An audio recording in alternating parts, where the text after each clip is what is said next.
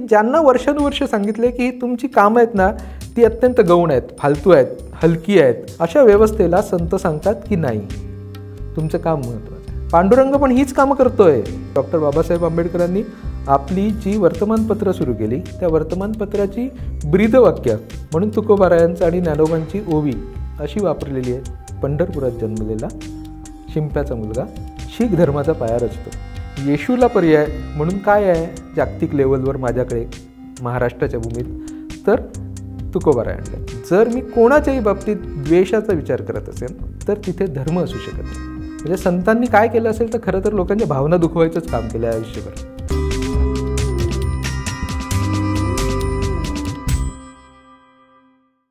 नमस्कार, मी विनायक पाचलक आणि थिंक बँकच्या बिहाइंड द सीन्समध्ये तुम्हा सगळ्यांचं मनापासून स्वागत. आज आषाढी एकादशी. तुम्हा सगळ्यांना आषाढी एकादशीच्या मनपूर्वक शुभेच्छा. आणि त्यानिमित्तानं आज एक वेगळी मुलाखत आपण घेतोय. आज माझ्याबरोबर आहेत रिंगण या वार्षिकाचे संपादक, ज्येष्ठ पत्रकार सचिन परब सर. सर, स्वागत आहे तुमचं. थँक्यू. गेले 9 वर्ष, हे आज 10वं वर्ष असेल रिंगणचं. रिंगण नावाचं एक वार्षिक आषाढी एकादशीला निघतंय. मला त्या वार्षिकाबद्दल समजून घ्यायचं आहे, रिंगणबद्दल समजून घ्यायचं आहे, संत परंपरेबद्दल समजून घ्यायचं आहे आणि विठ्ठलाबद्दल सुद्धा समजून घ्यायचं आहे. पहिला प्रश्न हाच आहे, काय आहे नक्की रिंगण? ते काढावं असं का वाटलं आणि त्या संकल्पनेबद्दल थोडंसं सांगा. आषाढी एकादशीच्या शुभेच्छा दिल्या, पण असं काही देण्याची पद्धत आपल्याकडे नाही. म्हणजे दिवाळीच्या शुभेच्छा देतो, होळीच्या शुभेच्छा देतो, गुढीपाडव्याच्या शुभेच्छा देतो, पण आषाढी एकादशीच्या शुभेच्छा देत नाही. आषाढी एकादशी आपण असं खऱ्या अर्थाने पाहिल्यास महाराष्ट्राचा सगळ्यात मोठा सोहळा आषाढी एकादशीचा आहे. त्याच्यामध्ये जितके लोक सामील होतात तितके लोक अशा पद्धतीने ॲक्टिवली एखाद्या कुठल्या कार्यक्रमासाठी, एखाद्या सोहळ्यासाठी एकत्र आले तसं आपल्याला दिसत नाही. महाराष्ट्राच्या वेगवेगळ्या भागातून लोक पंढरपूरला गोळा होतात आणि एक सोहळा तिकडे साजरा होतो. मग अशा पद्धतीने जर दिवाळीचे अंक असतात तर महाराष्ट्राचा सगळ्यात मोठा सोहळा असलेल्या आषाढीचे अंक का नकोत, या संकल्पनेतून आणि या प्रश्नाचं उत्तर म्हणून रिंगण या वार्षिकाचा जन्म झाला आहे. आणि रिंगणमध्ये काय करायचं तर आम्ही सगळे एक पत्रकार म्हणून या सगळ्या परंपरेला समजून घेण्याचा प्रयत्न करतो आणि दरवर्षी एका संतावर एक अंक, एक समग्र मांडणी करण्याचा प्रयत्न करतो. आणि काय सांगायचं रिंगणच्या विषयी तर रिंगण हा पत्रकारांनी घेतलेला शोध आहे. आम्ही काही संत साहित्याचे अभ्यासक नाही, कीर्तनकार नाही, प्रवचनकार नाही, भाविक वारकरी नाही. मग आम्ही पत्रकार म्हणून, जर मी पत्रकार आहे तर मी पत्रकार म्हणून या सगळ्याचा शोध घ्यावा असं मला वाटतं. मी असं नेहमी म्हणतो की आमची मुळं शोधत पंढरपूरच्या चंद्रभागेच्या वाळवंटावर पोचलो आणि आमचा मुळांचा शोध घेण्याचा प्रयत्न म्हणजे रिंगण आहे. तुम्ही दरवर्षी एका संताला वाहून घेतलेलं पूर्ण विशेषांक काढता. ही प्रोसेस नक्की काय असते? कारण जेवढं मला माहिती आहे तुमचे मित्र, वेगवेगळे पत्रकार, तुम्ही स्वतः वेगवेगळ्या जागी जाता, त्या संतांच्या संदर्भातल्या संदर्भ समजून घेता, सामाजिक सांस्कृतिक त्याचा आढावा घ्यायचा प्रयत्न करता. एक प्रकारे काय आहे नक्की, कशा पद्धतीनं रिंगणचा अंक बांधला जातो? बघ विनायक, मला काय वाटतं म्हणजे मी 92 सालातला 10वी आहे, 92चा 10वी आहे. मग आम्ही जे 90च्या आसपास जे 10वी झालो ना ते खूप वेगळं जग आम्ही अनुभवत होतो. म्हणजे ग्लोबलायझेशनच्या नंतरचं जग. अचानक असं ग्लोबलायझेशन आलं होतं.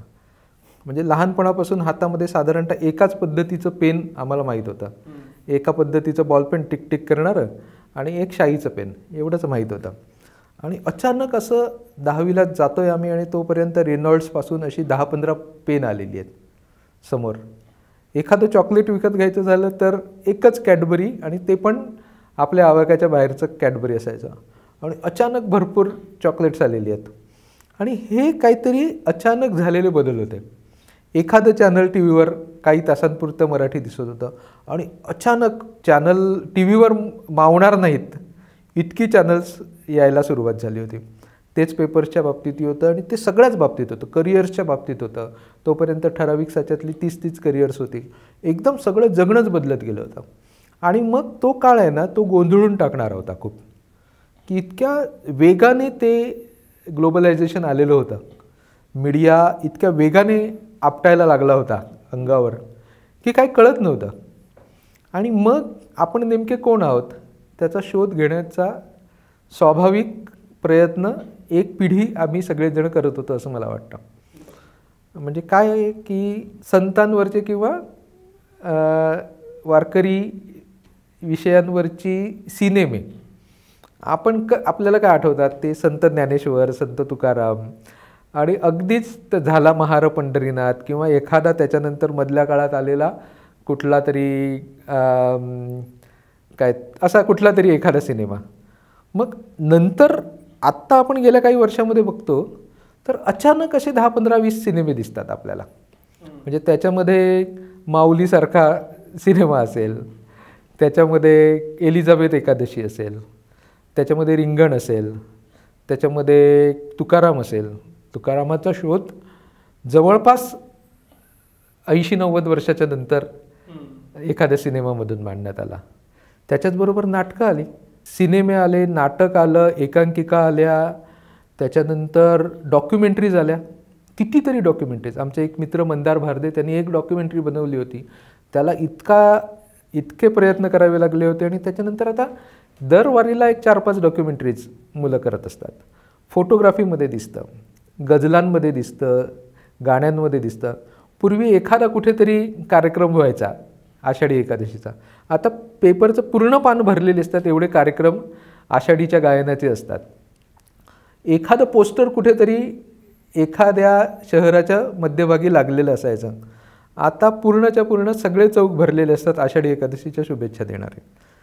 ह्या सगळ्या गोष्टी आणि पेपरमध्ये तर एक दिवे घाटातला फोटो आणि एक पंढरपूरचा फोटो महापूजेचा आणि यावर्षी पाऊस भरपूर पडू दे असं साकडं, या 2-3 बातम्यामध्ये पंढरपूरची वारी संपायची. आणि आत्ता काय झालं अचानक तर रोज लाईव्ह, रोज अर्ध्या तासाचे प्रोग्राम, रोज वारी बघतायत लोक, लाखो माणसं चालत आहेत, हे सगळं कव्हरेज त्याच्यानंतर आलं. तर हा जो बदल झालेला आहे म्हणजे 92 सालातलं मी 10वी आणि तिथपासून मी 2002 सालापर्यंत 2012 सालापर्यंत जे काय बघत होतो त्याच्यात हा सगळा बदल एकदम एका फटक्यात झाला होता. कारण ही सगळी आमची पिढीच ती आमचे रूट्स शोधत होती, ती आपापल्या माध्यमातून आपले रूट्स शोधत शोधत तिथपर्यंत पोचली. कारण रूट्स तेच होते आणि मी देखील असाच आपली मुळं शोधत शोधत चंद्रभागेच्या वाळवंटावर पोचलो आणि तिकडे मला रिंगण सापडलं. एक पत्रकार म्हणून आपण संत परंपरा समजून घ्यायला पाहिजे. म्हणजे 750 वर्षापूर्वी झालेली काहीतरी गोष्ट म्हणून संत परंपरेकडे बघूच नाही. आपण काय करावं, आजच्या संदर्भात आपली परंपरा समजून घ्यावी असं मला वाटतं. मग आपण काय करू शकतो तर आपण शोध घेऊ शकतो, पत्रकाराचं काम. मग काय करायचं तर एक चरित्र लिहायचं नाही. म्हणजे नामदेवरायांचा जेव्हा अंक आम्ही करायचं ठरवलं तर एक चरित्र लिहायचं नाही, तर मग नामदेवरायांचं मूळ गाव काय असेल मग तिथे जाऊन येऊया.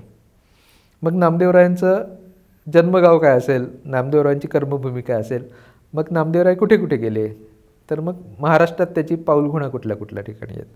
मग पंजाबमध्ये आहेत का, गुजरातमध्ये आहेत का, उत्तर प्रदेशात आहेत का, दिल्लीत आहेत का, राजस्थानात आहेत का, मध्य प्रदेशात आहेत का. मग तिथे तिथे तिथे तिथे जायचं आणि त्या पाऊलखुणांचा शोध घ्यायचा. अशा पद्धतीने सुरुवात झाली. म्हणजे रिपोर्टाजच्या माध्यमातून संतांचा शोध घेता येईल का असा प्रयत्न आम्ही रिंगणच्या माध्यमातून केला. अनेक अभ्यासकांनी त्याच्याविषयी असं म्हटलं की संत साहित्याचा अभ्यास करण्याची नवी शैली विकसित रिंगणने केलेली आहे. ती कितपत यशस्वी झाली आहे की नाही हे मला माहीत नाही, पण ती एक वेगळ्या पद्धतीने आम्ही तो प्रयत्न केला आहे. कारण पत्रकार म्हणून माझ्या कामाच्याबद्दल फार कन्व्हिक्शन आहे. कारण पत्रकार ही फारच मस्त गोष्ट आहे आणि पत्रकारिता आहे ती आपल्याला जग समजून घेण्यासाठी, आपल्याला समृद्ध जगण्यासाठी फार छान गोष्ट आहे एक करिअर म्हणून. आणि मग अशा वेळेस पत्रकाराची भाषा म्हणजे एखादा वाचक आहे ना त्याला सगळ्यात जवळची भाषा कुठली, कम्फर्टेबल तो कुठल्या भाषेत असतो तर तो वर्तमानपत्राच्या भाषेत असतो. तो कादंबरीच्या भाषेत नसतो. म्हणजे वाचनाच्या बाबतीत म्हणतो आम्ही, म्हणजे तो कादंबरीच्या, कवितेच्या ह्या भाषेत कम्फर्टेबल असतो का. सगळ्यात जास्त तो कम्फर्टेबल असतो तो पेपरच्या भाषेत. मग आपण पेपरच्या भाषेतच लिहायला पाहिजे. मग पेपरची जी भाषा आहे त्याच्यातच आपण अंक करायला पाहिजे. आपलं काही संत साहित्याचं अशी जी टिपिकल अकॅडमिक भाषा असते तिथेही जायचं नाही, किंवा संत साहित्याची म्हणून कीर्तनकारांची एक भाषा असते रसाळ, त्याच्यातही जायचं नाही. आपण पत्रकाराच्या भाषेत बोलायचं, पत्रकाराच्या भाषेने संत शोधायचे आणि ते रिंगणमधून मांडायचे, अशी सुरुवात केली. आणि मग सुरुवातीच्या अंकापासून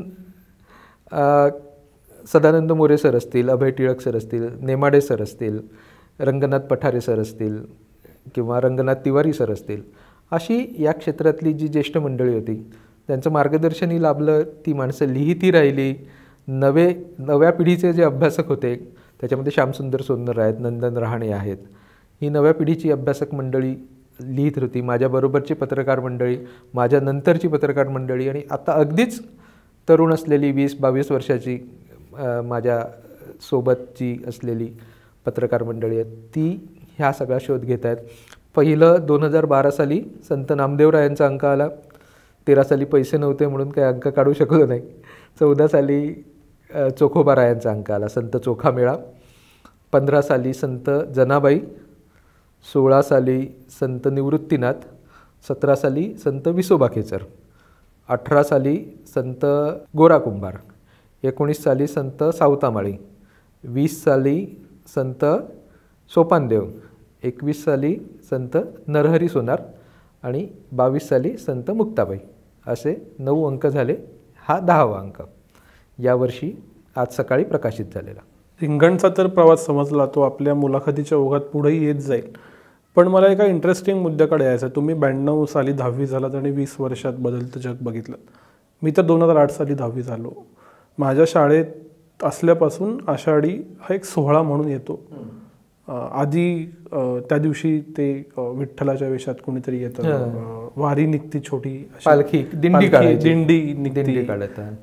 मग सोशल मीडियावरती फोटोग्राफ्स यायला लागले, व्हिडिओग्राफ्स यायला लागले आणि मी एक सांस्कृतिक सोहळा, कदाचित तो तितका धार्मिकही नव्हता आमच्या आयुष्यात, असा म्हणून तो बघत राहिलो. मी पूर्ण शहरी पार्श्वभूमीतनं येतो, मला गाव मूळ नाही, मूळ शहरच आहे आणि तसाच अर्बन वाढत गेलो. वारी, संत परंपरा आणि विठ्ठल ही जी महाराष्ट्राची एक संस्कृती आहे तुम्ही म्हणालात, ही तुम्ही सामाजिक अंगानं बघता. त्याचा राजकीय अंग बाजूला ठेवू कदाचित, पण हे नक्की काय आहे हे माझ्यासारख्याला समजून घ्यायचं आहे थॉट म्हणून. त्याचं दृश्य स्वरूप आम्ही बघतो. संत परंपरेचा, विठ्ठलाचा, वारीचा थॉट मला तुमच्याकडून समजून घ्यायचं. रिंगण काय करतं तर रिंगणची टॅगलाईन पहिल्या दिवसापासून अशी आहे, रिंगण संत परंपरेचा सामाजिक सांस्कृतिक मागोवा घेणारं वार्षिक. म्हणजे रिंगण काय करतं तर आम्हाला संत परंपरेचा धार्मिक आध्यात्मिक अंग आहे हे मान्य आहे का तर निश्चितपणे मान्य आहे, म्हणजे आहेच आहे. ते नाकारायचं आहे का तर बिलकुल नाकारायचं नाही. पण मग ते नाकारायचं नाही आहे, पण मग त्याच्यापेक्षा महत्त्वाचं काय वाटतं आहे तर सामाजिक सांस्कृतिक अंग आम्हाला संत परंपरेचं जास्त महत्त्वाचं वाटतं. म्हणजे ते समाधी लागलेली कोणाचं तरी ते माकड हाडाच्याकडून वर कसलं तरी चक्र ॲक्टिवेट होतं, ते तसे झालेले, समाधी मिळवलेले, मुक्ती मिळवलेले, चमत्कार करणारे साधू सत्पुरुष या महाराष्ट्रात होऊन गेले का तर निश्चितपणे खूप होऊन गेले. मग आजही आपण ज्ञानोबा तुकाराम का म्हणतो आहे, आजही आपण संत ज्ञानेश्वर आणि संत तुकाराम हे का समजून घेण्याचा प्रयत्न करतो आहे तर त्याच्यामागे एक सामाजिक सांस्कृतिक भूमिका आहे, एक सामाजिक सांस्कृतिक विचार आहे. म्हणून आपण हे सगळं आजही प्रेरणा देते. आजही वारीला जाणाऱ्या मुलांची संख्या, तरुणांची संख्या वाढते. आजही वारीच्या विषयी सातत्याने लिहिणाऱ्यांची संख्या वाढते. नवी पिढी येते, नव्या पद्धतीने ते एक्सप्लोअर करण्याचा प्रयत्न करते. हे सगळं या वारकरी संत परंपरेच्या बाबतीत का घडतं आहे कारण याला एक सामाजिक सांस्कृतिक परिमाण आहे आणि मग ते काय परिमाण आहे ते आपण शोधण्याचा प्रयत्न करायला पाहिजे. तू 3 गोष्टी म्हणालास, एक तर संत, दुसरं म्हणजे वारी आणि तिसरं म्हणजे विठ्ठल. आपण विठ्ठलापासून साधारणतः सुरुवात करू. तर विठ्ठल हे एक एकदम अद्भुत असं दैवत आहे. म्हणजे जेव्हा इरावती कर्वे म्हणजे महाराष्ट्रातलं अत्यंत आघाडीचं इंटलेक्च्युअल नाव, म्हणजे इतकं इंटलेक्च्युअल काम त्यांच्यानंतर फार खूप कमी लोकांनी आत्तापर्यंत केलेलं आहे.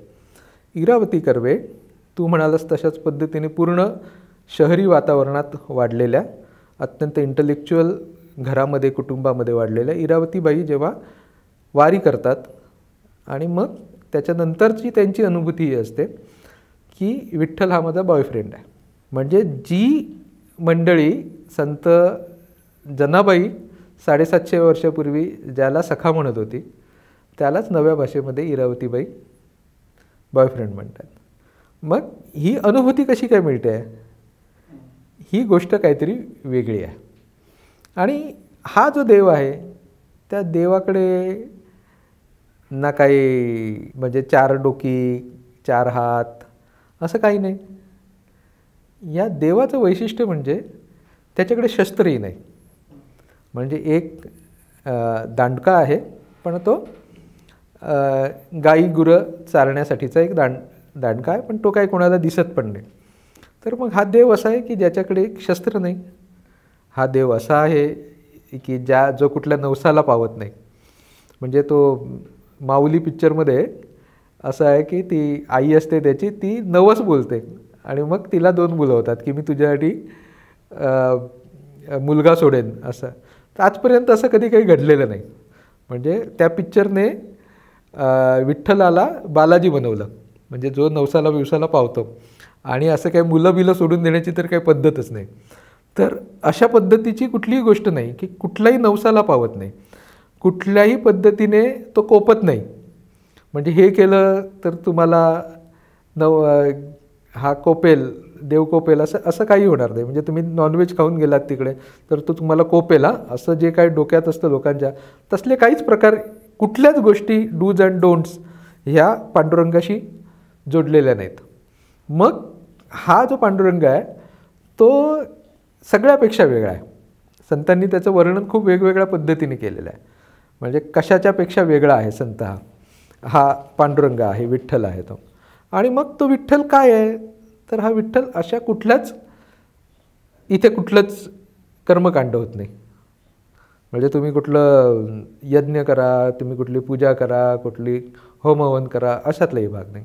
आत्ता लोक आज सकाळपर्यंत 20-22 दिवस चालत आले, त्याच्यापूर्वी पण लोक चालत येतात. म्हणजे लांबून आळंदीला येण्यासाठी पण अनेक लोक दिंड्या घेऊन येतात आळंदीला किंवा देहूला. तर म्हणजे इतकी 20-22 दिवस लोक चालत आल्याच्यानंतर त्याच्यातल्या किती लोकांना पांडुरंगाचं खरोखर दर्शन झालं, तर त्याच्यातल्या 5% 4% लोकांना पांडुरंगाचं दर्शन झालं. मग ही लोकं कशासाठी आली इथे, तर फक्त त्यांनी कळसाचं दर्शन घेतलं, पांडुरंगाला म्हणजे पंढरपूरला प्रदक्षिणा घातली आणि चंद्रभागेमध्ये स्नान केलं की त्यांची वारी संपली, तीर्थयात्रा संपली, जी काय वारी तीर्थयात्रा म्हणून आहे ती संपली. तर मग ह्याचं दर्शन देखील होत नाही तरी देखील माणसं खुश असतात. कन्सेप्ट अशी आहे की येतानाच त्यांना तिकडेच आपल्यासोबत पांडुरंग आहे, आपल्यासोबत संत आहे, याची अनुभूती जर 15-20 दिवस माणूस घेत असेल तर तो किती आनंदात असेल. त्याला वेगळ्या मूर्तीची भेट घेण्याची वेगळी गरजच लागत नाही, कारण त्याला 20-22 दिवस हीच भावना असते की पांडुरंग माझ्यासोबत चालतं. म्हणजे आपण जे म्हणतो ना की जे काहीतरी एक ध्येय असतं, ते ध्येय फार महत्त्वाचं नाही, तर त्याच्याकडे जाण्याची प्रोसेस वगैरे काय महत्त्वाची असं आपण मॅनेजमेंटच्या भाषेत म्हणतो. तर त्या प्रोसेसचा आनंद घेणारी लोक आहेत. आणि ही जी परंपरा आहे ना, ही परंपरा वर्षानुवर्ष महाराष्ट्र घडवते.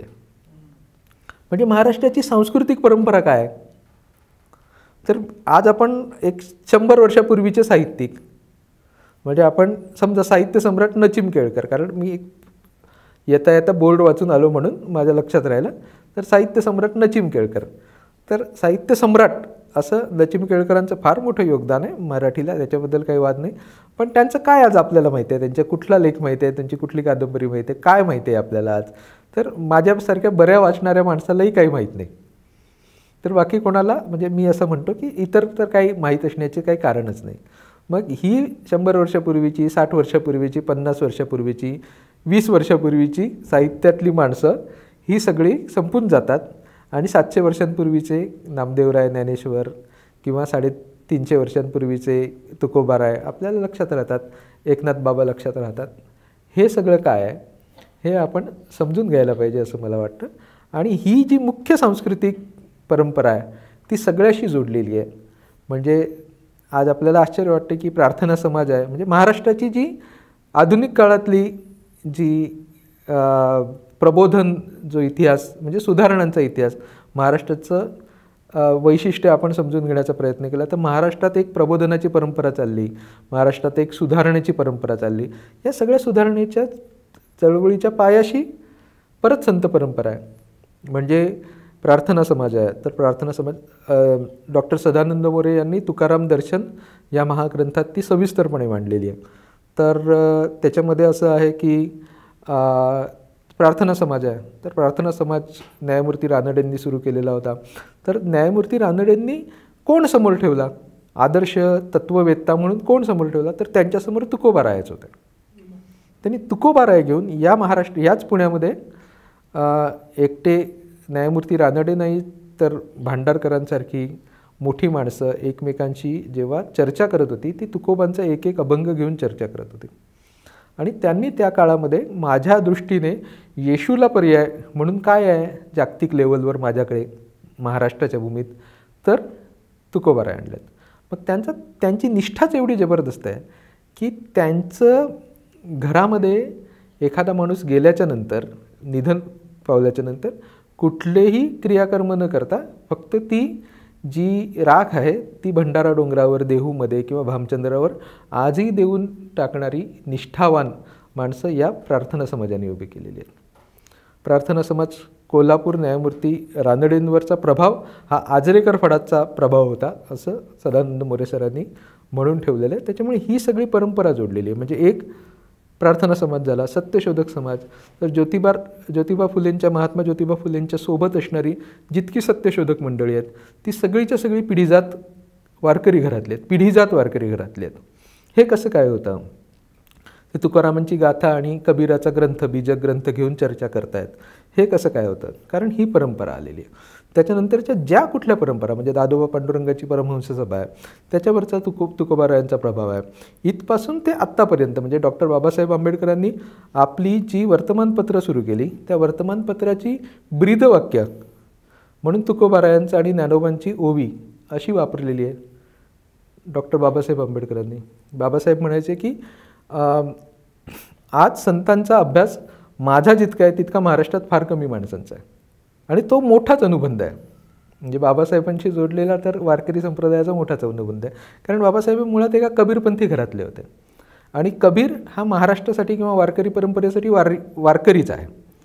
म्हणजे महाराष्ट्रातले इतर जे संत आहेत असं म्हणजे एक जी आदर्श वारकरी पद्धत आहे कीर्तनाची त्याच्यामध्ये जो वारकरी आहे ना त्या वारकरी संतांचीच वचनं कोट केली जातात, रेफरन्स दिली जातात.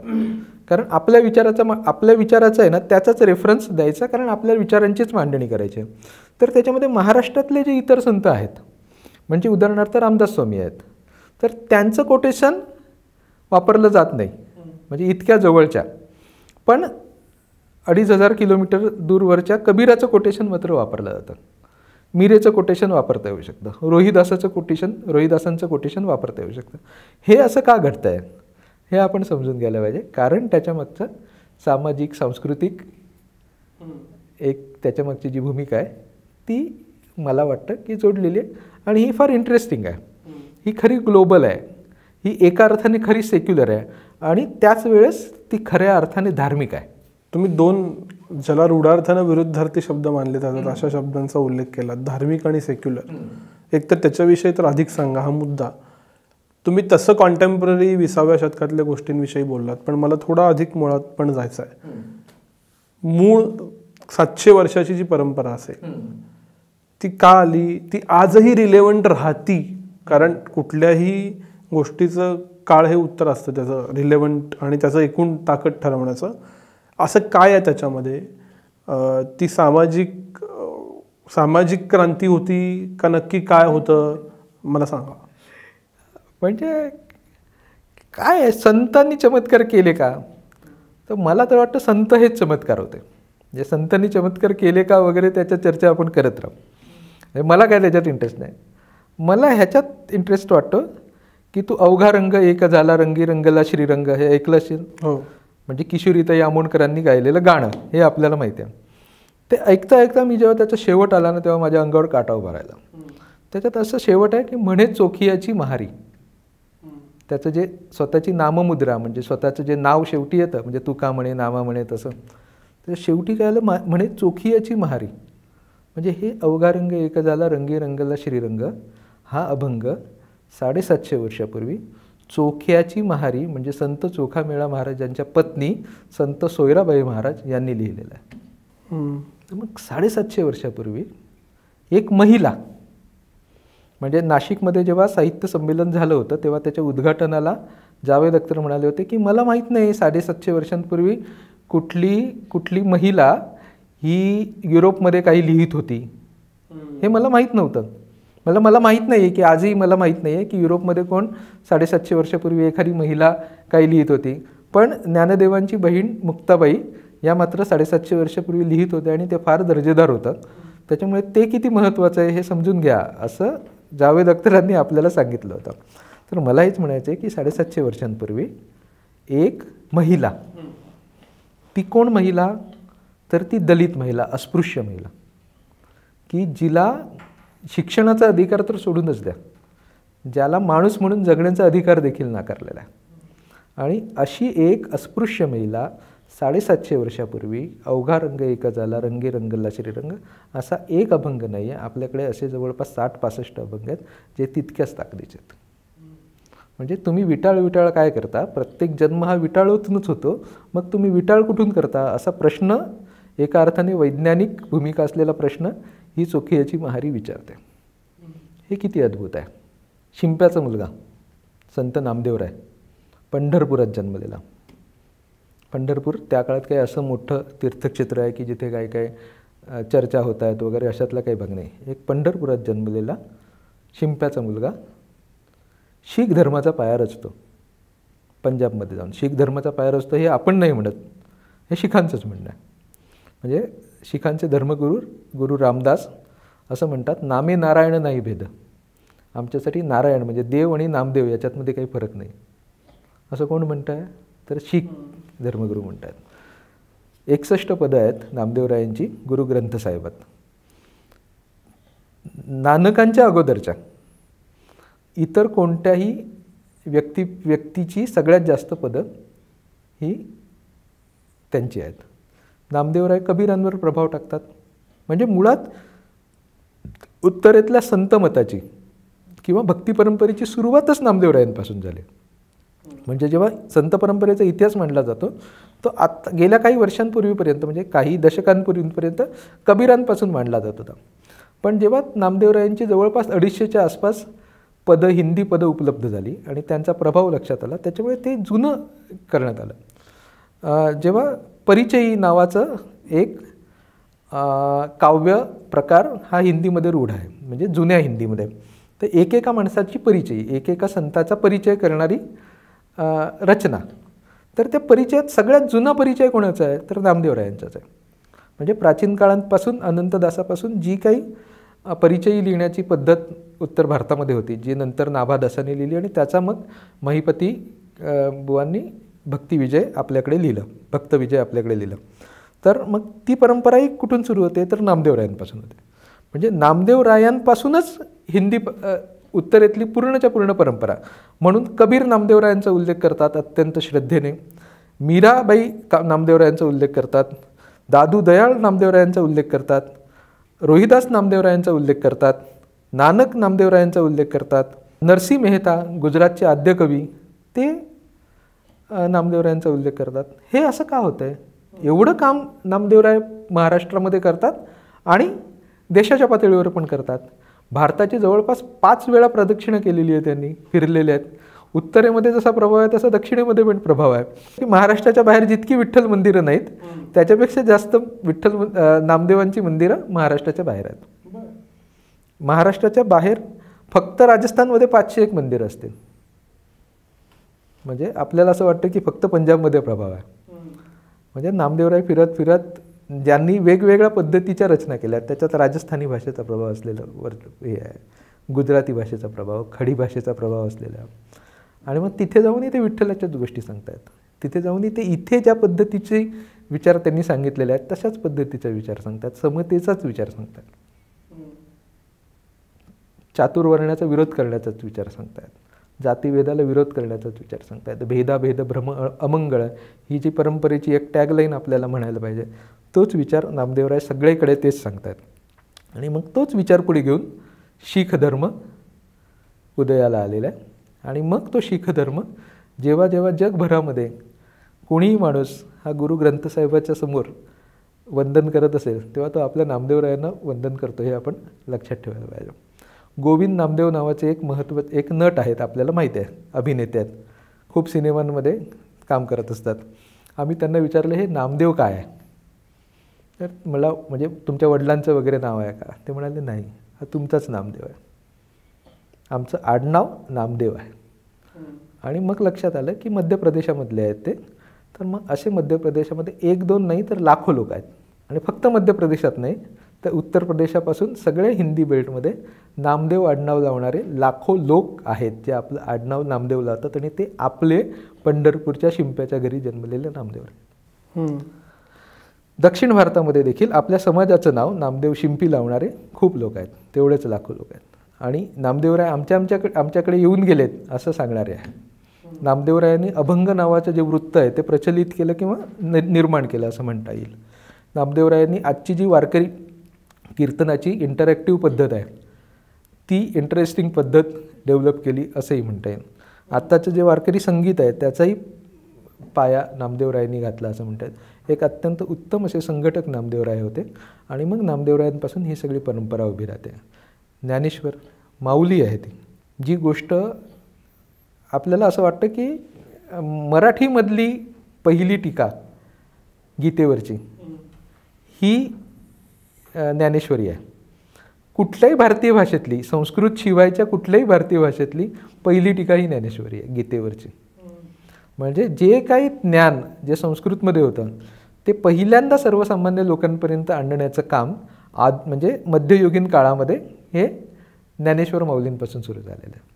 म्हणून ज्ञानेश्वर माऊली आहे की माझी आई जसं माझ्यापर्यंत लहानपणी मला जेवायला नीट येत नाही तेव्हा माझ्यासाठी कसं कोलसवलेला भात दूध काही जे आणून देत असेल तशी ती माऊली मला प्रेमाने आणून देते. ते जगातलं सगळ्यात जबरदस्त ज्ञान, म्हणून मला ज्ञानेश्वर माऊली महत्त्वाच्या वाटतात. पण ज्ञानेश्वर माऊली त्या सगळ्या ज्ञानाच्या पलीकडच्या गोष्टी सांगण्याचा प्रयत्न करतात. ज्ञानेश्वर माऊली सांगतात की बाबा हे जे काही वेद होते ना ते वेद हे कृपण झालेले होते. कृपण म्हणजे कंजूस होते. त्याला फक्त 3 वर्णच माहीत होती, बाकी स्त्री आणि शूद्र यांच्यापासून लांब होता. त्याच्यामुळे हे जे वेद आहेत ना ते वेद हे कंजूस झालेले आहेत. त्याच्यामुळे मला काही त्यांच्याशी घेणं देणं नाही, अशा पद्धतीची मांडणी नामदेवराय करतात. गीतेमध्ये जी पांडुरंगाने सांगितलेली म्हणजे कृष्णाने सांगितलेली जी मांडणी तू मगाशी म्हणालास की पसायदान तुला येतं, तर कृष्ण सांगतात गीतेमध्ये की ते जे आहेत ते पापी आहेत. तुझे भावंड असतील किंवा तुझे नातेवाईक असतील तरी ते चुकले आहेत, तू त्यांना मार. आणि ज्ञानेश्वर माऊली सांगतात जे खळांची व्यंकटी सांडो ते सत्कर्मी रती वाढो. जे खळं आहेत त्यांना मारायची गरज नाही आहे, त्यांची खलवृत्ती आहे ती संपवायला पाहिजे. त्याच्यामुळे कृष्णाच्याही एक पाऊल पुढे जाऊन ती टीका सांगतायत. म्हणजे ते काय फक्त टीका नाही आहे, ती नुसती टीका असली असती तर आजपर्यंत कधीच संपली असती. ते एक नवंच तत्त्वज्ञान ज्ञानेश्वर माऊलींनी मांडलेलं आहे आणि त्या तत्त्वज्ञानाच्या आधारे वारकरी संप्रदायाचा पूर्णच्या पूर्ण ढाचा उभा आहे. त्याच्यामुळे ज्ञानेश्वर माऊली असू देत आणि त्याच्यानंतरचे सगळेच संत जनाबाई, संत चोखामेळा. जनाबाईंची तर आपल्याला जात पण माहीत नाही.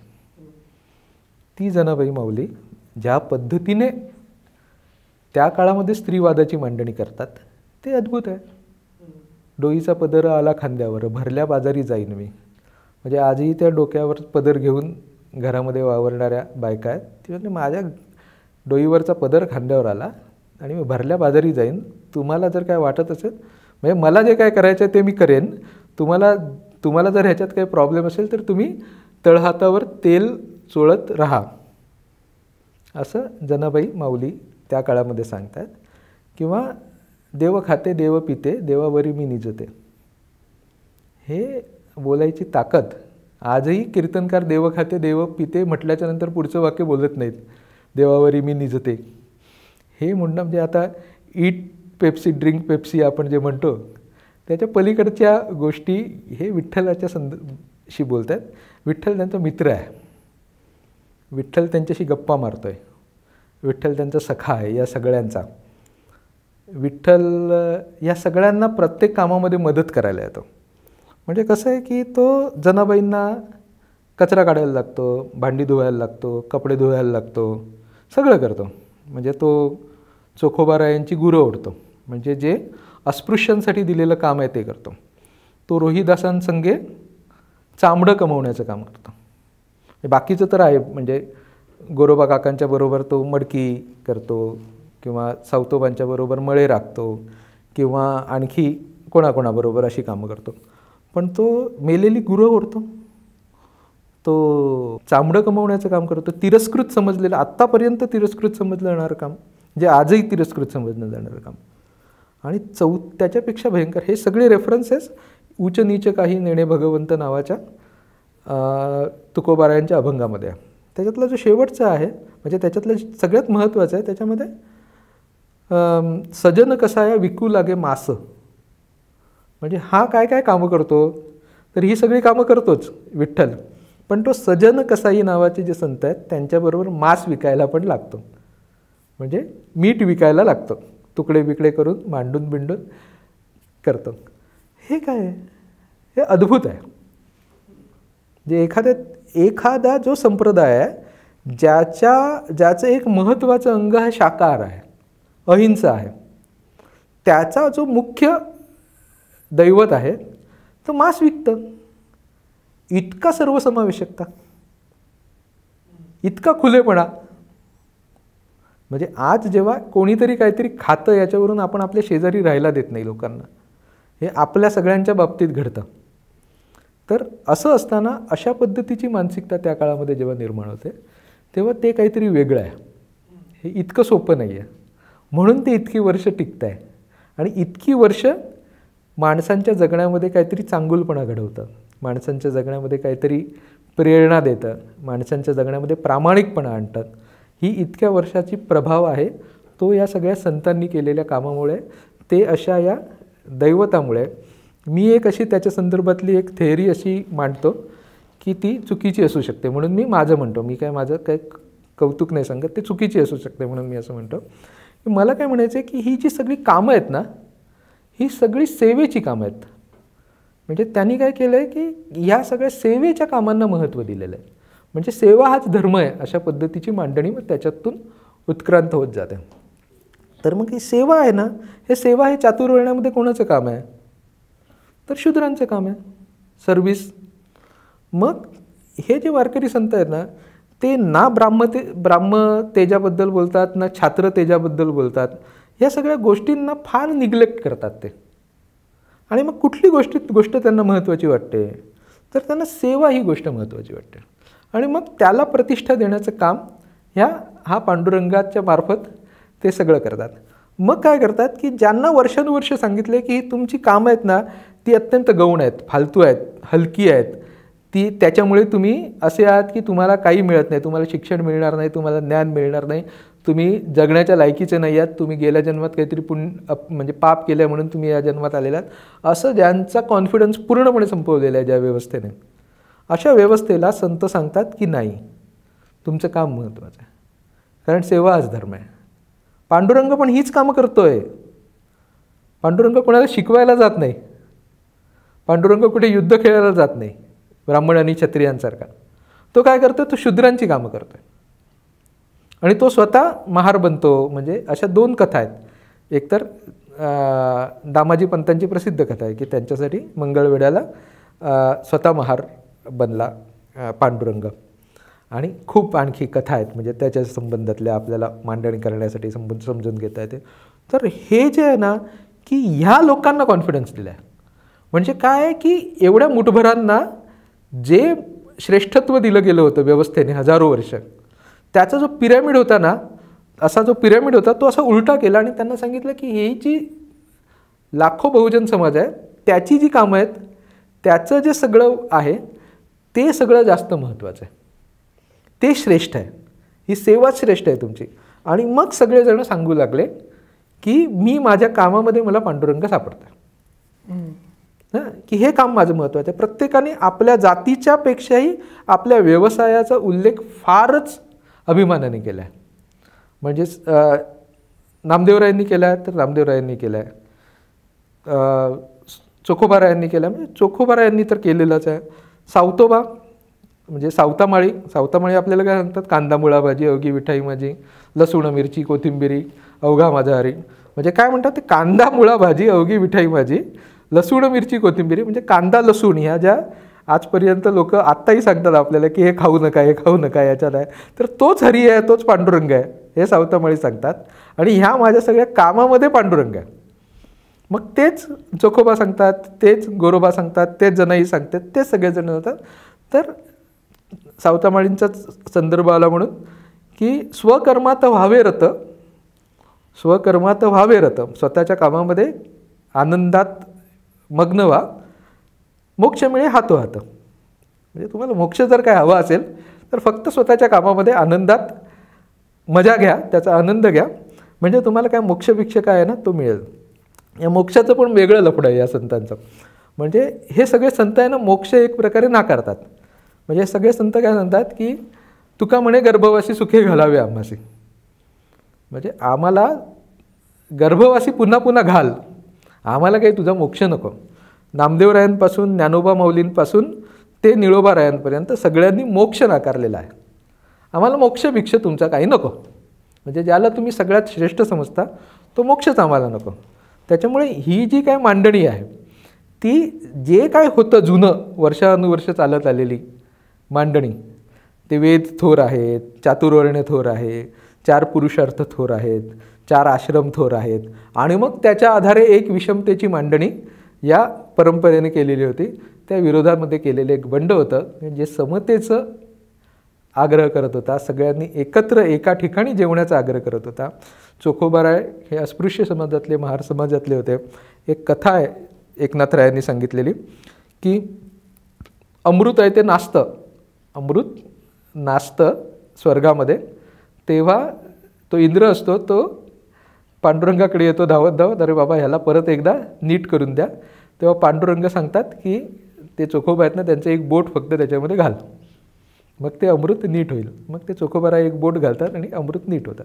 जे काय अमृत बिमृत आहे स्वर्ग बिर्ग आहे त्याच्यापेक्षा आमचं चोखोबा थोर आहे. चोखोबा माझा गणपती असं तुकोबारायांनी एका ठिकाणी म्हटलं. म्हणजे जे काही श्रेष्ठत्व आहे ते या समाजातली जी हीन समजलेली लोक आहेत त्यांना श्रेष्ठत्व देण्याचं मोठं काम केलेलं आहे. आमच्या चोखोबारायांना नमस्कार केल्याशिवाय पांडुरंगाला नमस्कार करता येत नाही, कारण अगोदर त्यांच्या दरवाजाच्या समोर महाद्वाराच्या समोर चोखोबारायांची समाधी नामदेवरायांनी त्या काळामध्ये बांधली आहे 750 वर्षापूर्वी. आजही अस्पृश्यांसाठीच्या वेगळ्या स्मशानभूमी गावोगाव आहेत.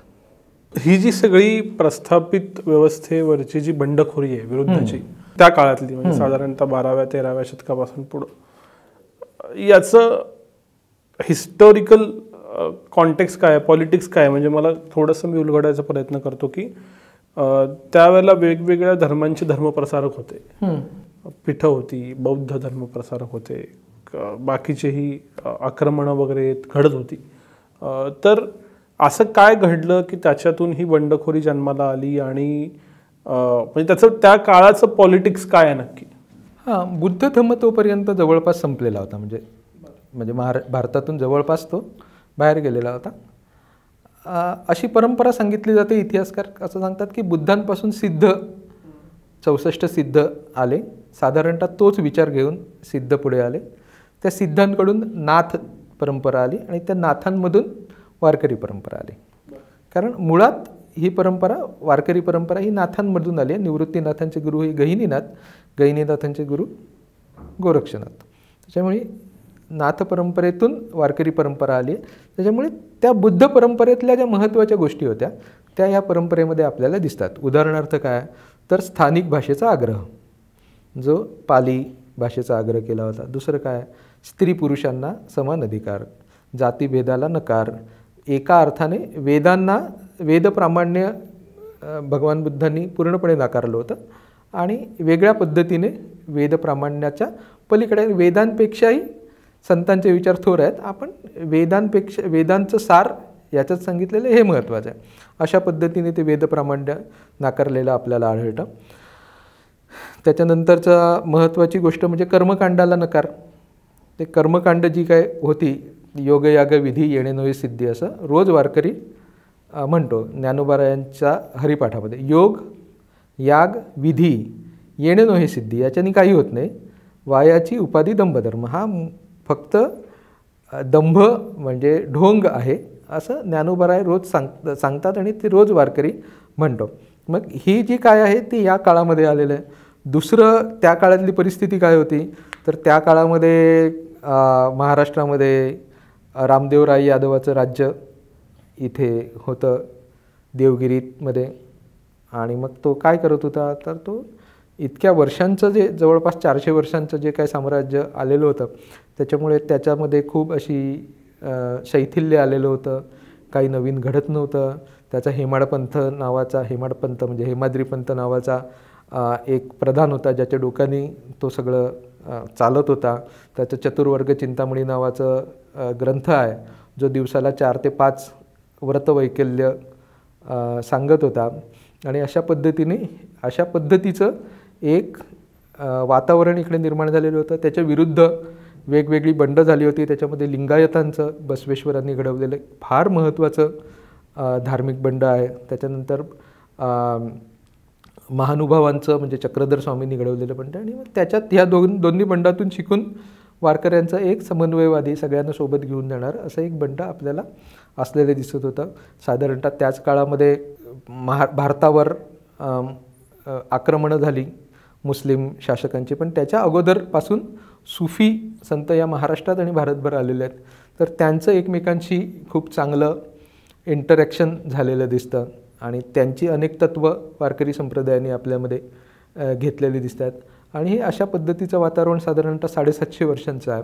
ह्या सगळ्या विचार परंपरेमधून डॉक्टर बाबासाहेब आंबेडकर ॲनिलेशन ऑफ कास्टमध्ये असं लिहितात की ज्या पद्धतीने बुद्धाची धार्मिक क्रांती घडली आणि त्याच्यानंतर सम्राट अशोकांचं साम्राज्य उभं राहिलं, तसं ही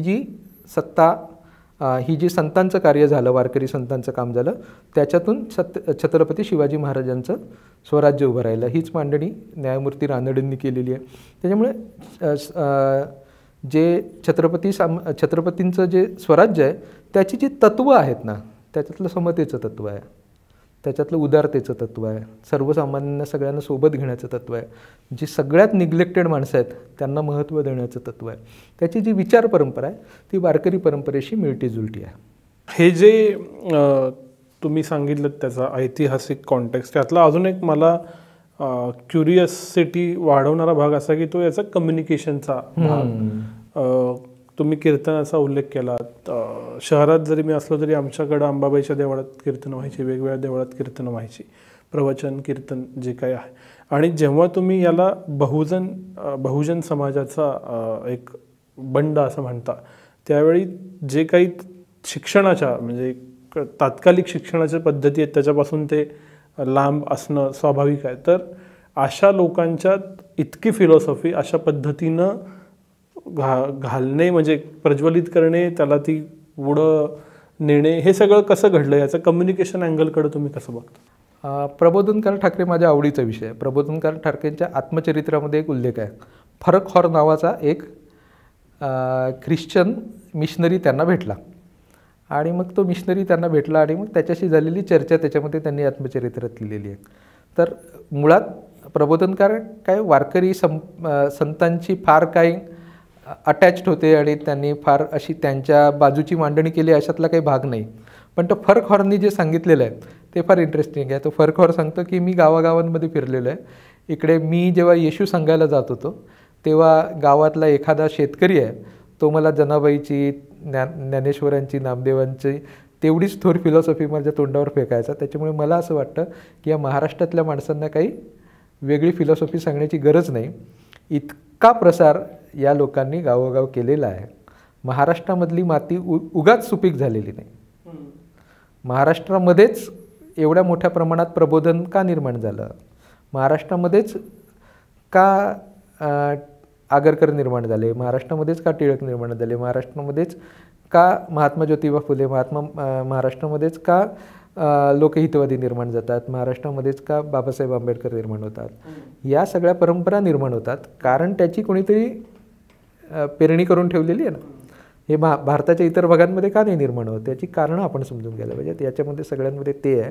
मग हे कम्युनिकेशन कशा पद्धतीने घडलं, तर आज आपण इथे जे आहोत ते आषाढी एकादशीच्या निमित्ताने आहोत.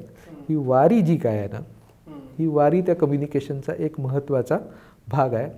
आपल्या भागामध्ये सातत्याने अशा पद्धतीने काम करणारी सगळी माणसं वर्षातून 2दा किंवा 4दा एकत्र येत आहेत. कधी आषाढीला कधी पंढरपूरला एकत्र येतात, कधी आळंदीला एकत्र येतात आणि एकमेकांशी चर्चा करतायत, त्याचे नेमके अर्थ समजून घेत आहेत आणि नेमकं कशा पद्धतीने काम होतं आहे ह्याचा विचार वर्षानुवर्ष करतायत. आणि असे सत्पुरुषांची परंपरा, संतांची परंपरा तर जवळपास 550 वर्ष सलग आहे. म्हणजे नामदेवरायांपासून निळोबारायांपर्यंत तर आपल्याला सलग दिसते. त्याच्यानंतर फडांची परंपरा आहे आणि त्याच्यातून निर्माण झालेल्या सत्पुरुषांची परंपरा आहे. त्या पुढचा जो 20वे 19वे आणि 21वे शतक आहे त्याच्यामधली ही जी वारकरी मंडळी आहेत ती एका अर्थाने सामाजिक आणि राजकीय गोष्टींमध्ये त्या अर्थाने सक्रिय नाही आहेत. त्याच्यामुळे त्या अर्थाने त्यांचा प्रभाव दिसत नाही आहे.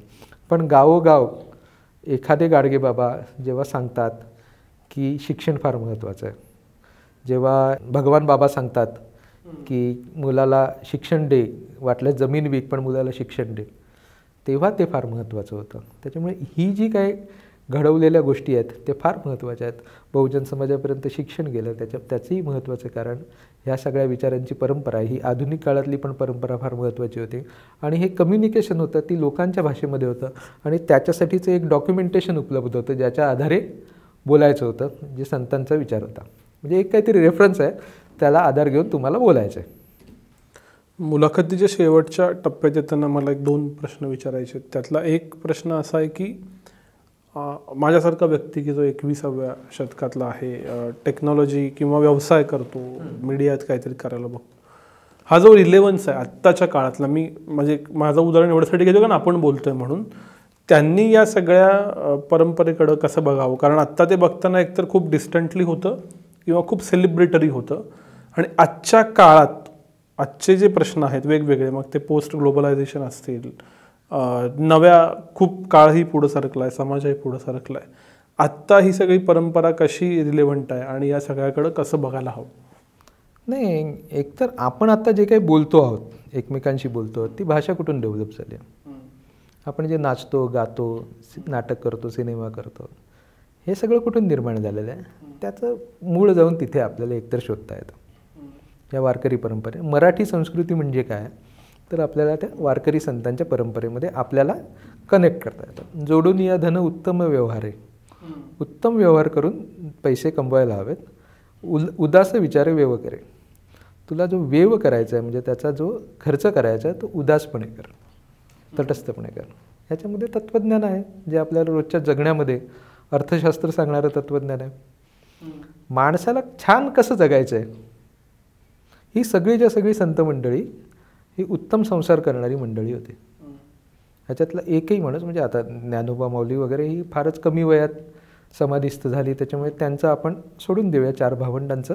पण बाकीची सगळीच्या सगळी उत्तम संसार करणारी लोकं होती, ती आपल्यासारखी जगणारी माणसं होती, उत्तम आणि फार वयाने नव्हती. म्हणजे अगदी ती हे सगळं जे खरं काम मुळात सांस्कृतिक उभं केलं त्या काळात ती अगदी 20-25 वर्षाची मुलं होती जेव्हा हे सगळं उभं राहिलेलं आहे. आणि त्याच्यानंतर वर्षानुवर्ष ही सगळी मंडळी, तुकोबाराय जेव्हा गेले तेव्हा 41 वर्षाचे होते. म्हणजे ह्या कमी वयामध्ये त्यांनी सगळं उभं केलेलं आहे, जे आजही जगभरामध्ये ट्रान्सलेट झालेलं आहे. तर त्याच्यामुळे आपण सेल्फ हेल्पची पुस्तकं जी वाचत असतो ती याच्यापेक्षाही हे सगळं छान जगण्यासाठीचं फार इंटरेस्टिंग गोष्टी याच्यातून आपल्याला मिळू शकतात. ह्याच्यात फक्त असं आहे की ती जी भाषा आहे ना ती समजून घ्यायला थोडासा उशीर लागतो, हा प्रश्न आहे. त्याच्यामुळे नव्या जगासाठी म्हणजे जे काही आता वेगवेगळे संप्रदाय उभे राहिलेले आहेत त्या संतांच्याच गोष्टी म्हणजे त्याच्यातलाच रेफरन्स सकट फक्त त्यांचे रेफरन्स न देता म्हणजे त्यांच्या त्यांनी सांगितलेली उदाहरणं, त्यांनी सांगितलेल्या गोष्टी सांगूनच आत्तापर्यंत सगळे मोठमोठे संप्रदाय जे आहेत ते उभे राहिलेले आहेत. आणि त्या सगळ्या संप्रदायांचा एक मोठा बेस हा महाराष्ट्राशी जोडलेला आहे. महाराष्ट्राच्या परंपरेतून आलेली आहेत ही संप्रदायाचा जो काही विचारांची धारणा आहे. आणि महाराष्ट्र हा कायम या पद्धतीने वैचारिक नेतृत्व करणारा होता, कारण तो संत परंपरेशी जोडलेला होता. आपण जेव्हापासून संत परंपरेशी आपली नाळ तुटलेली आहे ना, मुख्य विचार करणाऱ्या लोकांची, म्हणजे विचारवंतांची, इंटलेक्च्युअल्सची, त्यांना हे काहीतरी जुनं, काहीतरी आउटडेटेड वाटू लागलं. कारण हे म्हाताऱ्या कोताऱ्यांचं, त्यांनी त्याच्यापेक्षाही फाटक्या तुटक्या माणसांचं तत्त्वज्ञान होतं आजूबाजूला जगणाऱ्या. त्यांना हे काहीतरी लो स्टँडर्ड वाटायला लागलं होतं आणि त्यांनी ते सोडून दिलं होतं. आणि हे धार्मिक आहे असं त्यांना वाटत होतं प्रामुख्याने. त्याच्यामुळे ही सगळी विचार करणारी जी लोकं होती महाराष्ट्रातली, जेव्हा या माणसांनी संत परंपरा सोडून दिली, तेव्हा मला असं वाटतं की महाराष्ट्र मागे पडायला सुरुवात झाली आणि आज आपण त्याची फळं भोगतो आहोत. महाराष्ट्राने जास्तीत जास्त जर आपल्याला पुढे जायचं असेल तर संत परंपरेचं बोट पकडावं लागेल असं मला वाटतं. आपण संकुचित होऊन जातो जेव्हा संत परंपरा सोडतो, कारण एवढा इतिहासाचा आपल्यावर जे काय ओझं आहे ना ते आपल्याला पेलवत नाही आणि मग आपण खूप संकुचित होऊन जातो आणि मग आपण विचार करू शकत नाही. या संकुचितपणापासून जर आपल्याला बाहेर जायचं असेल तर फक्त संत परंपराच आपल्याला मार्गदर्शन करू शकते. एकूणच भारतीय परंपरेचं हे एक व्यवच्छेदक लक्षण आहे, कारण आपल्याकडे खूप मोठं ओझं आहे या सगळ्या परंपरेचं, इतिहासाचं. आणि मग ते सगळं घ्यायचं, माझ्या जातीचं, माझ्या गावाचं, माझ्या कुळाचं, माझ्या अशा सगळी ओझी घेऊन मी माझ्या डोक्यावर वावरत असतो. आणि मग तरीही ही सगळी ओझी, ह्या सगळ्या आयडेंटिटीज स्वतःकडे ठेवायच्या आहेत आणि मला तरीही ग्लोबल जगायचं आहे, विश्वाचा विचार करायचा आहे. हे आपल्याला त्याच्यासाठी संत परंपरेशिवाय दुसरा पर्याय नाही असं मला वाटतं. तुम्ही रिंगणसारखा एक प्रयोग करताय, पण आजची जी पिढी आहे ज्याच्या पुढं असंख्य डिस्ट्रॅक्शन्स आहेत, मग तो गावातला असू दे नाहीतर शहरातला असू दे, मोबाईल असू दे, इन्फॉर्मेशन ओव्हरलोड आहे. अशा वेळेला हे सगळं सोपं करून त्याचा रिलेव्हन्स समजावून वाटल्यास आमच्या भाषेत रिब्रँड करून हे सगळं आपलं संचित यायला हवं का, ते येतंय का, आणि त्या दृष्टीनं काय प्रयत्न येथून पुढं घडायला हवेत किंवा घडतायत असं वाटतं? रिंगण त्याच्यातलंच एक म्हणजे रिटेलिंग आहे, म्हणजे पुन्हा एकदा तीच गोष्ट पुन्हा एकदा सांगणं आहे, त्याच्यात काही नवीन नाही आहे. पण हे नव्या पद्धतीने सोशल मीडियातून सांगितलं गेलं पाहिजे का, तर सांगितलं गेलं पाहिजे. ते म्हणजे ते रिंगणनी करावं अशा पद्धतीची अपेक्षा वारंवार व्यक्त केली जाते. तुझ्या प्रश्नात देखील ती अपेक्षा असावी असं मी धरून चालतो.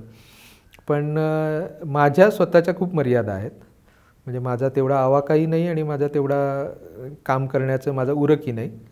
त्याच्यामुळे माझ्याकडून काही वारंवार प्रयत्न करून देखील हे सोशल मीडियात करणं, व्हायरल करणं. पण त्यातल्या त्यात मला जो रिंगणचा प्रभाव दिसतो तर तरुणांमध्ये मोठ्या संख्येने आहे. रिंगणचे वाचक मोठ्या संख्येने तरुण आहेत. रिंगणला मदत करणारे मोठ्या संख्येने तरुण आहेत. रिंगणसाठी लिहिणारे तर सगळेच तरुण आहेत, म्हणजे काही जे अभ्यासक जुने सोडले तर. आणि ही सगळी तरुणांची जी काय आहे, म्हणजे जी काय रिंगण आहे हे तरुणांची गोष्ट आहे. 40-45पेक्षा फारच कमी लोक असतील की जे त्याच्यापेक्षा वयाने मोठे असतील, रिंगणशी जवळून जोडलेले. तर हे तरुणांनी तरुणांसाठी सांगितलेली रिंगण ही गोष्ट आहे, ती अधिक तरुणांच्या भाषेत सांगितली गेली पाहिजे असं मला वाटतं. मॅगझिनपेक्षाही इतर माध्यमातून ती व्यक्त व्हायला पाहिजे असं वाटतं. पण ती कशा पद्धतीने व्हावी किंवा काय व्हावं नेमकं, माझा त्याच्यावर विचार सुरू आहे. विचार खूप आहेत, कल्पना खूप आहेत, पण त्या प्रत्यक्षात कितपत मी आणू शकेन ते मला माहीत नाही.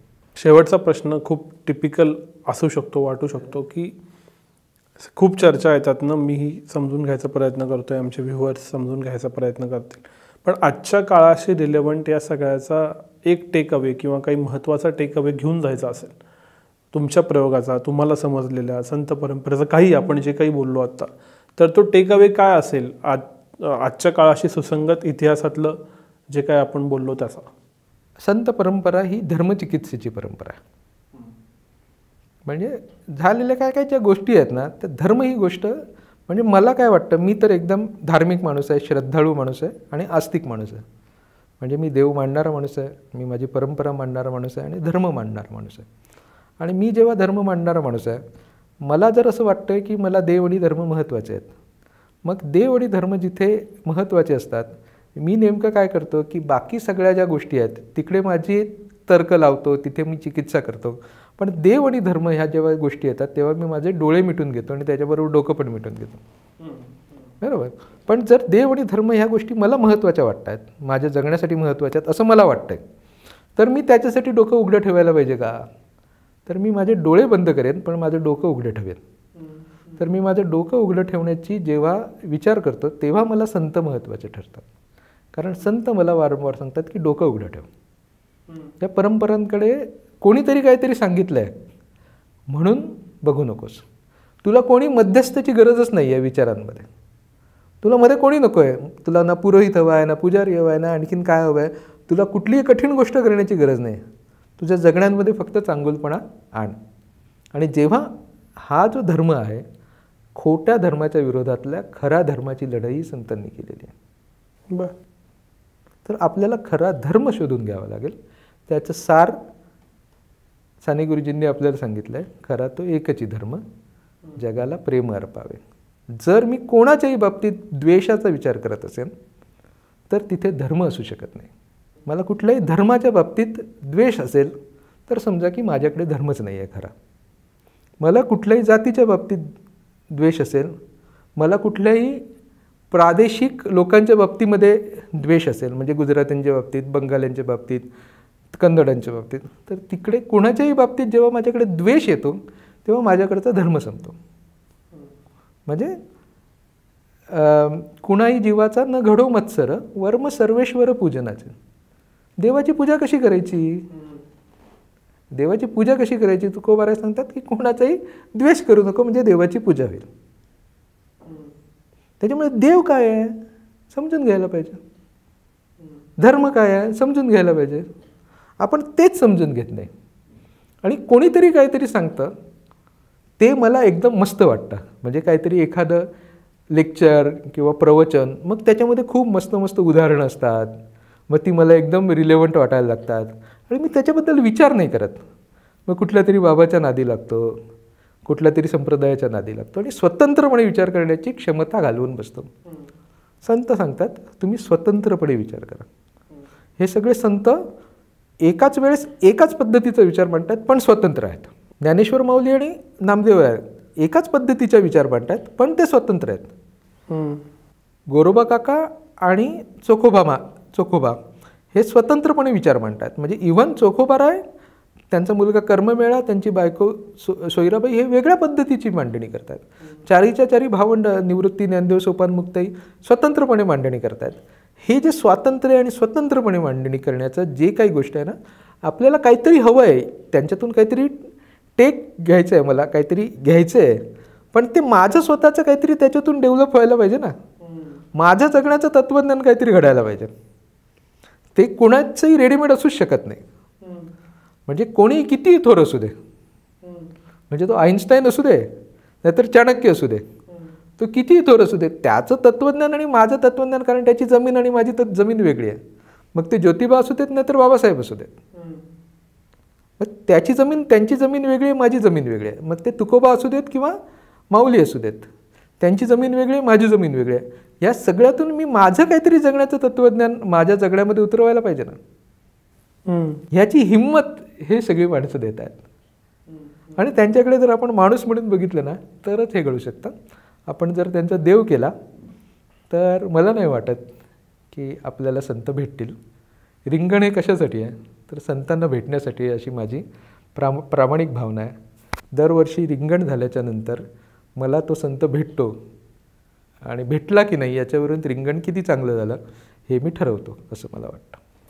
या प्रश्नावर, या उत्तरावर मी थांबायला हवं, पण बोनस प्रश्न सुचतोय मला. असं वाटतंय बराच वेळ तुझं शेवटचे प्रश्न. हां, याचं कारण असं की तुम्ही चाणक्याचा उल्लेख केला आणि त्यातनं त्याचं जे रिब्रँडिंग झालं, म्हणजे उदाहरणार्थ चाणक्याच्या फिलॉसॉफीला आजच्या प्रश्नांशी जोडून, मॅनेजमेंटशी जोडून खूप पुस्तकं आली, लिटरेचर आलं, त्यामुळे चाणक्य पुन्हा एकदा लोकांपुढं आला. असंच गीतेबद्दलही होताना दिसतंय. ह्या सगळ्या संत साहित्याकडं आधुनिक जे परिप्रेक्ष्य आहे, जे मॅनेजमेंटचं असेल, जे काय अँथ्रोपॉलॉजीचं असेल, मला माहीत नाही त्याला काय काय अजून म्हणतात, अशा परिप्रेक्ष्यातनं बघून अजून साहित्य यायला हवं का, ते येतंय का, आणि त्यानं काही चांगला परिणाम होईल का? नाही, होतच आहे. म्हणजे मुळात आता गीतेचं नवीन इंटरप्रिटेशन जेव्हा होतं तेव्हा एका अर्थाने ते संतांच्याच विचाराचं इंटरप्रिटेशन असतं, एका अर्थाने. हां, पण हे असं झालं आहे की नाही, मानसशास्त्राच्या संदर्भात संतांचं विचार, विज्ञानाच्या संदर्भात संत, मॅनेजमेंटच्या संदर्भात संत, नंतर आणखी कुठल्या तरी अर्थशास्त्र आणि संत, बिझनेस मॅनेजमेंट आणि संत, अशा समाजशास्त्र आणि संत, नंतर मानसशास्त्र, आणखी काय काय जे काय असेल त्या सगळ्यांच्या बाबतीत संतांची काहीतरी मांडणी झाली आहे का, तर अशा अकॅडमिशियन्सनी कामं केलेली आहेत. वेगवेगळ्या संतांच्या अभ्यासकांनी त्याच्या म्हणजे अगदी शेती आणि संत इथपर्यंत मांडणी झालेली आहे. पण ज्या पद्धतीने ब्रँडिंग व्हायला पाहिजे आधुनिक काळाशी संबंधित तसं काही झालेलं नाही, आणि ते करण्याची फार गरज आहे. आपल्याला आपल्या खूप भावना संतांशी जोडलेल्या आहेत, त्याच्यामुळे ह्या गोष्टी होत नाहीत असं मला वाटतं. म्हणजे चाणक्याचं रिब्रँडिंग होतं आणि शिवाजी महाराजांचं होत नाही, त्या अर्थाने हे होतंच ना. शिवाजी महाराजांचं तर सहज शक्य आहे, ते का होत नाही, कारण आहे ना आपल्या भावना जोडलेल्या आहेत त्याच्याशी, आणि भावना दुखावण्याची गोष्ट आपल्याला खूप वाटतं. रांझन दे यार बुलिया, सुनले पुकार बुलिया, ओ मेरी यार बुलिया, ते काय कुठला पिक्चर, ऐ दिल है मुश्किल, त्याच्यामध्ये बुलिया बुलिया, त्याच्यामध्ये फार सेन्शियस गाणं एकदम, आणि मागे बुलिया बुलिया म्हणत. बुलिया म्हणजे बुल्ले शाह नावाचा या देशातला फार मोठा संत आहे, जो पंजाबमध्ये होऊन गेला, आजच्या पाकिस्तानात आहे. तर बुल्ले शाहची हाक मारताना, किंवा त्याच्यातलं आणखी दुसऱ्या त्या सुलतानमधलं गाणं की मैं नाचू मनाऊ मेरे यार को, चलू मैं तेरी राह बुलिया, मी तुझ्या रस्त्याने जाईन, मैं नाचू बनाऊ मेरे यार को, चलू मैं तेरी राह बुलिया. हे बुलियासाठी किंवा कबीरासाठी, मीरेसाठी अशा पद्धतीची गाणी निर्माण होतात, अशी इतकी जी आजच्या काळाशी एकदम जोडलेली आहेत. आजच्या काळातली लोक जी डोक्यावर घेऊन नसतात, मग तसे माझे तुकोबा का नाही आहेत, तसे माझे माऊली का नाही आहेत, तसे माझे नामदेवराय का नाही आहेत, तसे माझे एकनाथराय का नाही आहेत, असं मला खूप वाटतं. कारण आपल्या सगळ्या भावना आहे ना त्यांच्याशी जोडलेल्या आहेत, आमच्या अस्मिता जोडलेल्या आहेत त्याच्याशी, आणि मग आपल्याला भावना फार आपण आपल्या आहेत ना त्या अशा पातळ करून ठेवलेल्या आहेत. म्हणजे संतांनी काय केलं असेल तर खरं तर लोकांच्या भावना दुखवायचंच काम केलं आहे आयुष्यभर, आणि आपण आपल्या भावना त्यांच्याशी जोडून घेतलेल्या आहेत. त्याच्यामुळे त्यांच्यावर त्या पद्धतीने काम होत नाही, कारण तो पूर्ण ॲप्रोच बदलायची गोष्ट असते ना.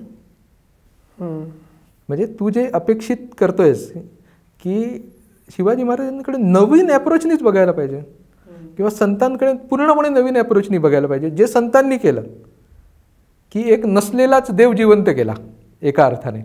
म्हणजे जो वेदांमध्ये नाही, पुराणांमध्ये नाही, असा असलेला एक विठोबा नावाचा देवच उभा केला. तर तसा नवीन ॲप्रोचने या संतांकडे बघण्याची आपली तयारी आहे का, आपली हिंमत आहे का? तर मला असं वाटतं की आपली अजून ती तयारी झाली नाही. एकूणच मराठी मानसिकतेची आपली ती तयारी झाली नाही, आणि ते उगाच म्हणजे संत 20व्या शतकामध्ये अधिक ग्लोबल होते. म्हणजे लक्ष्मण गायकवाडांनी एक प्रसंग सांगितले, उचल्याकार लक्ष्मण गायकवाड, थोडक्यातच सांगतो. तो असा आहे की ते फ्रान्समध्ये गेले होते, आणि मग त्यांना जेव्हा बोलण्याची पाळी आली तेव्हा मग त्यांनी सांगितलं, आमची भाषा, मग तुमची भाषा कुठली आहे? मराठी आहे. मग मराठी कुठली? मग कुसुमाग्रजांची आहे, केशवसुतांची आहे, यांची आहे, त्यांची आहे, असं त्यांनी खूप काय काय सांगण्याचा प्रयत्न केला. पण ते काय त्यांना कळलं नाही, म्हणजे काय कुठली भाषा आहे असं. मग त्यांनी सांगितलं, माझ्या भाषेमध्ये असं 750 वर्षापूर्वी ज्ञानेश्वर तुकाराम होऊन गेले. असं सांगा ना की तुकारामाची भाषा आहे म्हणून तुमची, असं लक्ष्मण गायकवाडांना सांगितलेलं. लक्ष्मण गायकवाडांनी स्वतः सांगितलेलं मला अनुभव आहे की मला त्यांनी सांगितलं, अरे असं सांगा ना की तुकारामाच्या भाषेतून तुम्ही आलात म्हणून. तर इतक्या वर्षांपूर्वी म्हणजे न्यायमूर्ती रानडेंपासून ज्योतिबांपर्यंतची जी मोठी परंपरा आहे, त्यांनी खऱ्या अर्थाने संतांना नव्या अर्थाने ग्लोबल बनवलेलं होतं. त्याच्यामुळे महात्मा गांधींसारखा माणूस तुकोबारायांचे 16 अभंग इंग्लिशमध्ये ट्रान्सलेट करतो, रवींद्रनाथ टागोर करतात, अशी भारतभरातली मंडळी तुकोबारायांवर काम करत होती. तेव्हा आत्ता तसं वातावरण राहिलेलं नाही. तसं वातावरण पूर्णपणे नव्याने विकसित व्हायला पाहिजे. आपली ही जी सगळी आहे ना, ही वारकरी परंपरेचे आपण लोक आहोत. तर जोपर्यंत सांप्रदायिक माणसं जी आहेत ती एका विशिष्ट दृष्टिकोनातून या परंपरेकडे बघत राहणार, त्यांच्याकडून तशा पद्धतीची आपण अपेक्षा बाळगू शकत नाही. त्याच्यामुळे जी संप्रदायाच्या बाहेरची मात्र वारकरी परंपरेचा भाग असलेली ही जी लोकं आहेत, त्यांनी नव्याने संत समजून घ्यायला पाहिजेत आणि नव्याने संतांची मांडणी करायला पाहिजे असं मला वाटतं. सर, हा समजून घेण्याचा प्रयत्न तुम्ही रिंगणच्या मार्फत करताय, त्याला तर थिंक बँकच्या शुभेच्छा आहेतच. आणि जसं मी सुरुवातच केली, माझ्या अंगभूत मर्यादा गृहीत धरून मी तुमच्याशी संवाद साधू शकलो. ज्ञानात नक्की काहीतरी भर पडली, जे काही समजून घेणं आहे आमच्या प्रेक्षकांच्याही पडली असेल. पण अजून खूप काही याबद्दल वाचायला हवं असं नक्की वाटतंय. पण या निमित्तानं चर्चेला, विचाराला सुरुवात करून देण्यासाठी जी गोष्ट घडली ही मुलाखत आहे असं मला वाटतं. त्याबद्दल तुमचे थिंक बँककडून खूप खूप आभार आणि तुमच्या रिंगणलाही परत एकदा शुभेच्छा. धन्यवाद.